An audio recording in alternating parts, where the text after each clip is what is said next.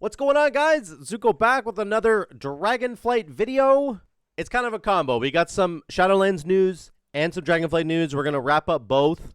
So this is just going to be me firing through a bunch of news articles. There's some really important stuff at the end that we're going to get to.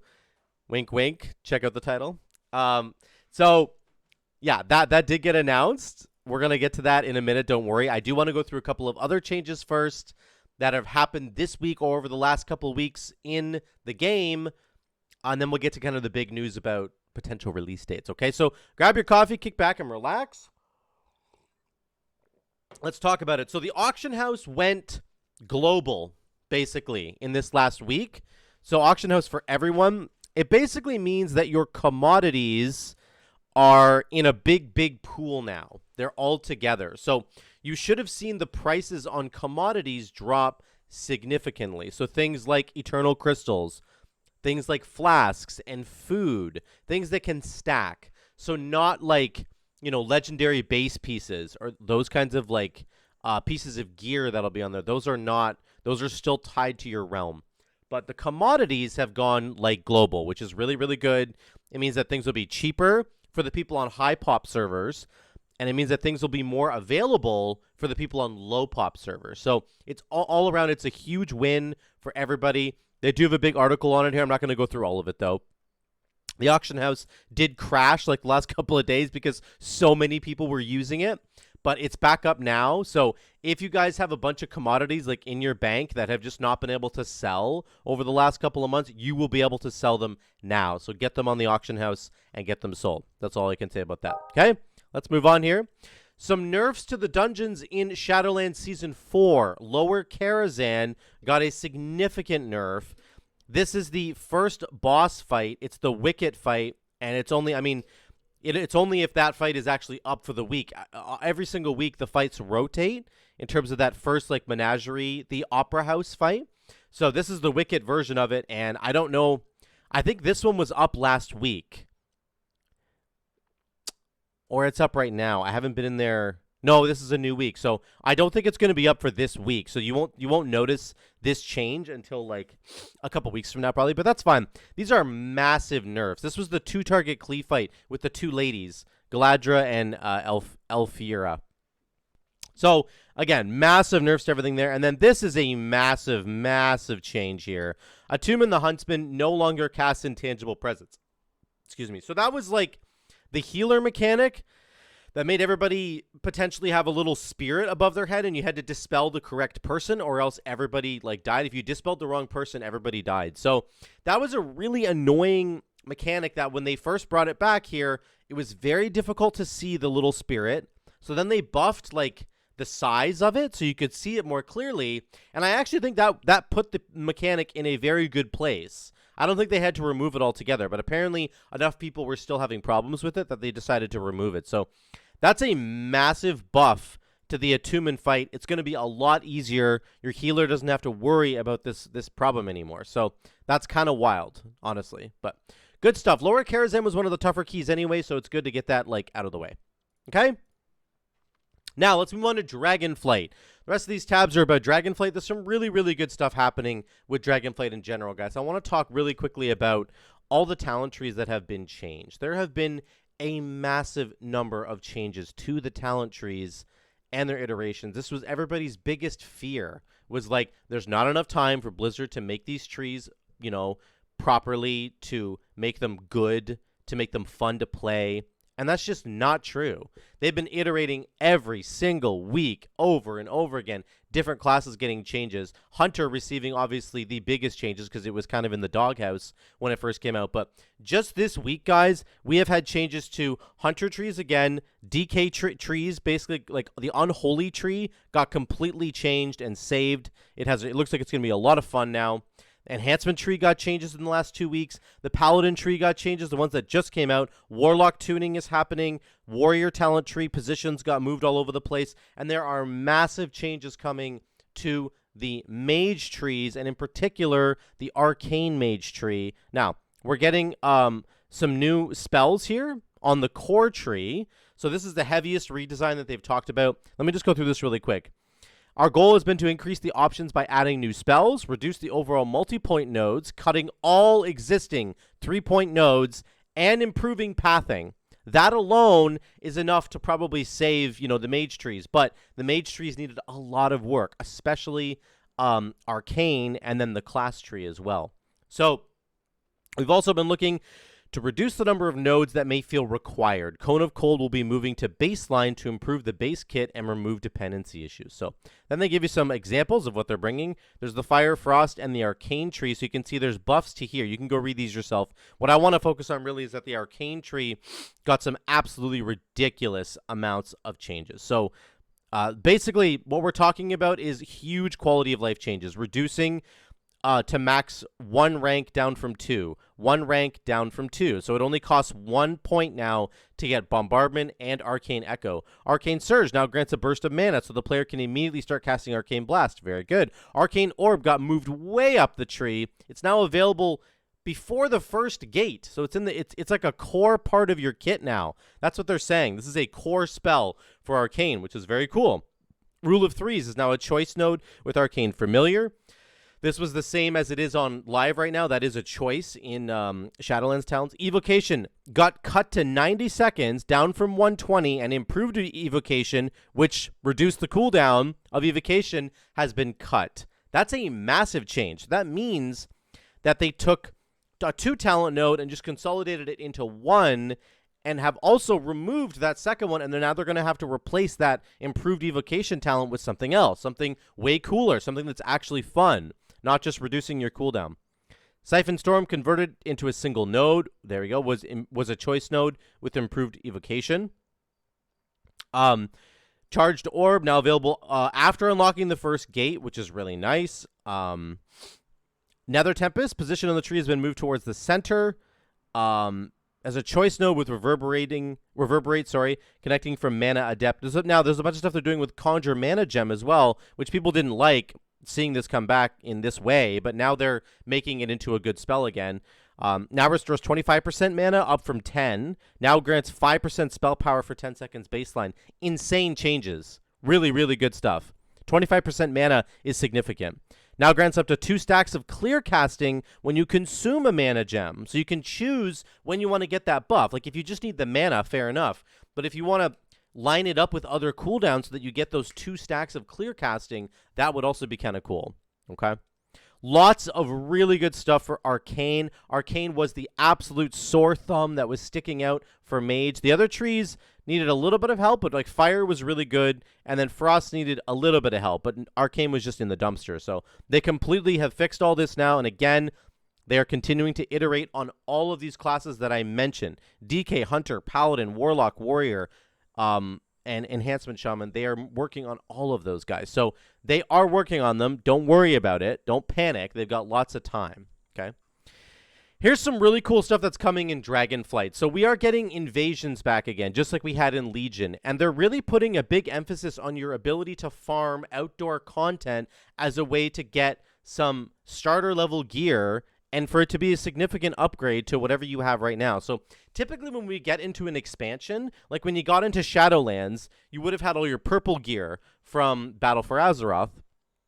But then it's quickly like, you do like quests, and each quest gives you like a piece of green gear that is just better than your purple gear. Or sometimes it's not, and sometimes you have to wait a long time before you get to gear up. They're really putting a huge emphasis on like this idea that you can jump into the open world of Dragonflight and go farm outdoor gear, and it has a good item level. So here's what's happening. Primalist invasions are a new type of event that's happening in Dragonflight. Every 6 hours, 2 Dragon Isle zones will receive a Primalist force invasion in certain areas. Locations are marked with a big X on your map. Invasions last for 2 hours with a 6-hour timer starts once the invasion ends. So this is really cool. You can jump into the invasion point at any point in the 6 hours that it's up, just like it was with Legion, I think. And it's really cool. You're going to be able to earn some currency there. There are 4 types of invasions: air, earth, fire, and water. Each invasion fills the area with Primalist NPCs, as well as imbuing already existing NPCs with the abilities of the invading element.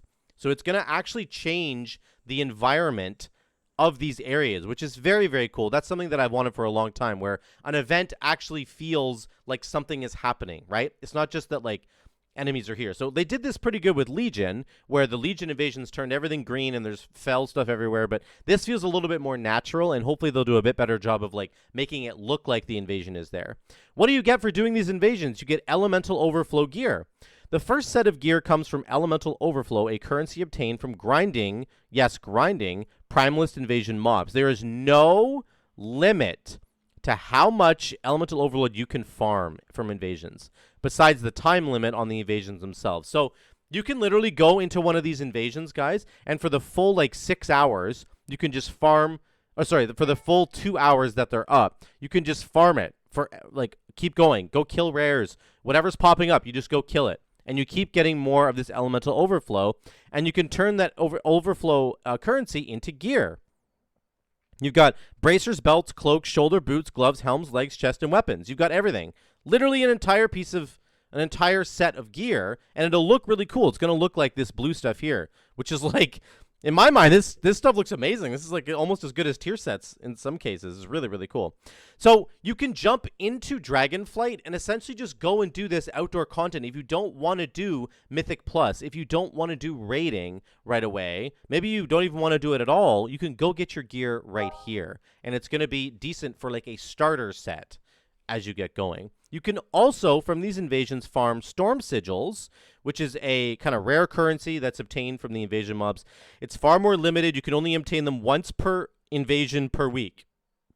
So if both these invasions are up, you could get 2 of these. And if these invasions keep coming up, you can't get them again. So, like, there'll be invasions that'll pop up elsewhere, but, you know, you can only get 1 per invasion per week, okay? Air, earth, fire, water, they have different things. These are used to purchase gear, and it's sold at item level 395, which is higher than these ones at 382. The normal ones are 382. So this is a higher item level gear here.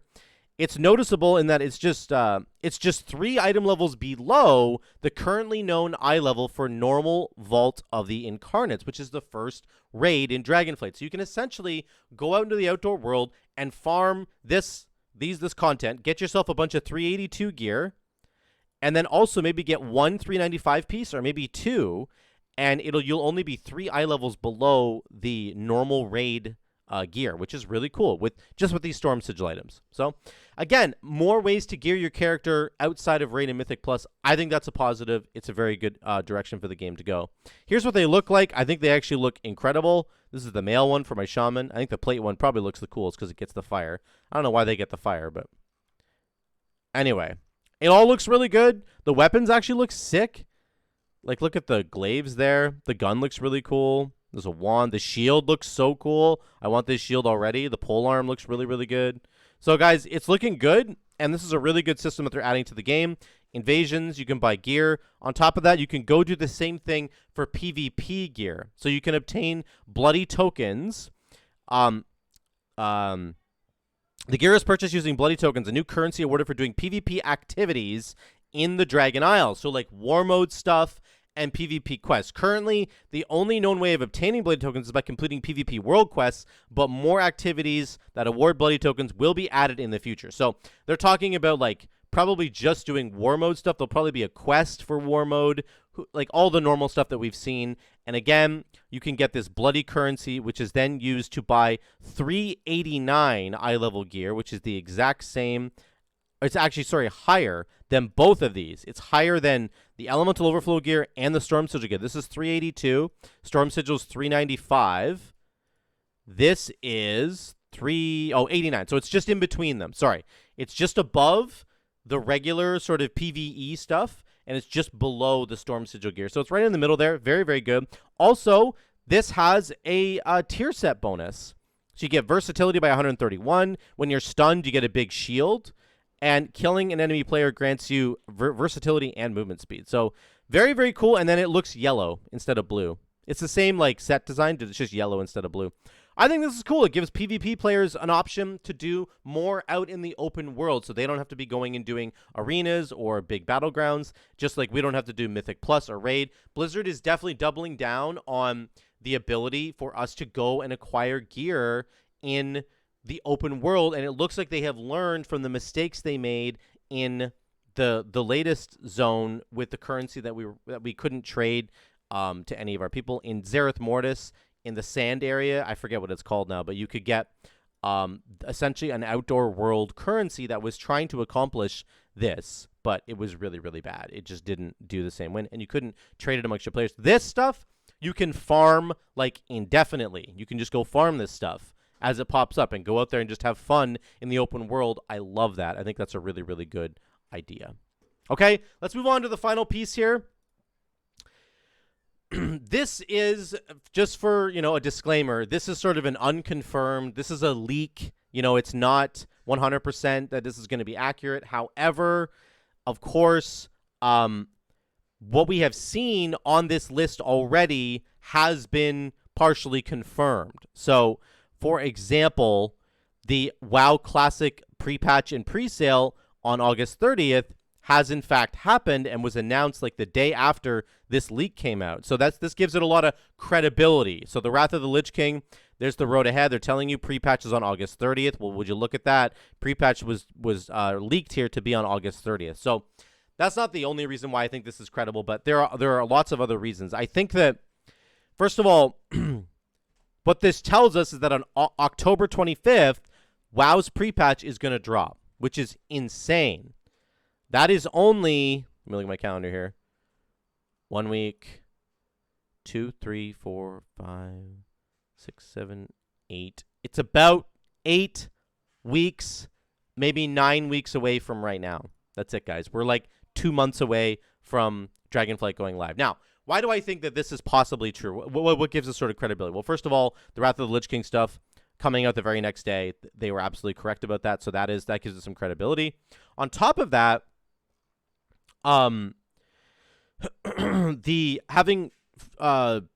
faded raid that's out right now, you're going to have 4 chances to get into each faded raid, right? Each faded raid rotates. There's 3 of them, and they're only up for a week, right? And we're going to have 12 weeks, basically, between when Season 4 launched, which was on August 2nd, to October 25th, will be 12 weeks exactly.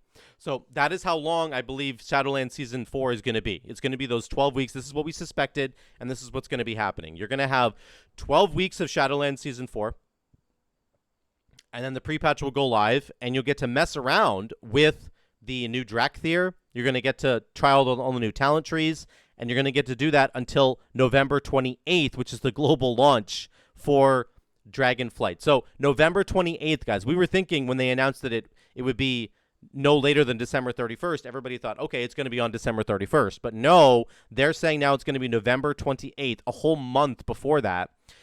Again, the reason why this is probably likely, the Wrath Classic stuff was on schedule. The shorter season that we're in right now, 12 weeks is a reasonable amount of time for us to be able to get all the faded raids done. You have 4 tries at each faded raid. That's pretty good.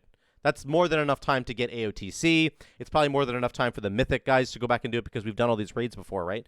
So that seems like a reasonable amount of time for this season. They said it was going to be shorter. On top of that, when the pre-patch launches, it's going to be about a month long, which usually pre-patches are pre-patch events are like 2 weeks long.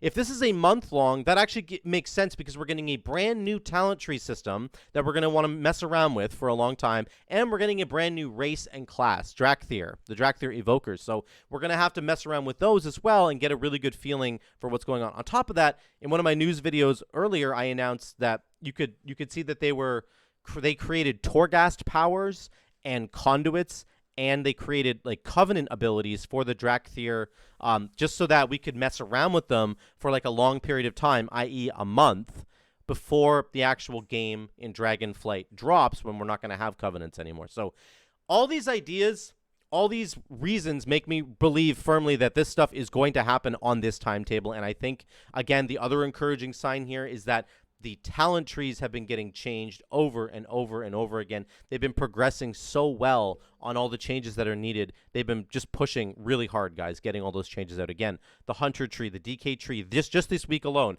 Enhancement Shaman, Paladin trees, Warlock tuning, Warrior talent tree stuff, and the massive Mage stuff that we looked at. It all makes me think that they are on track to release this game earlier than we thought, much earlier. And I think that it's just going to be awesome. I firmly believe that this timetable that we have here will be accurate. I'm putting my money on this, guys. I think that we're going to have the pre-patch on October 25th, and then we're also going to get the game on November 28th. And I think that having a month in between there to try out all the new talents and stuff is perfectly fine.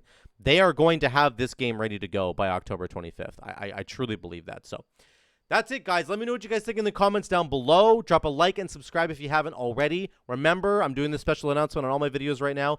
August 29th, 24-hour stream with this guy. We're going to have a big sub goal about it and trying to get a new animated emote as a part of the sub goal. If we reach the sub goal, I will create this animated emote. I'm going to announce more about that in the coming days, so stay tuned for that. But thank you guys so much again for watching.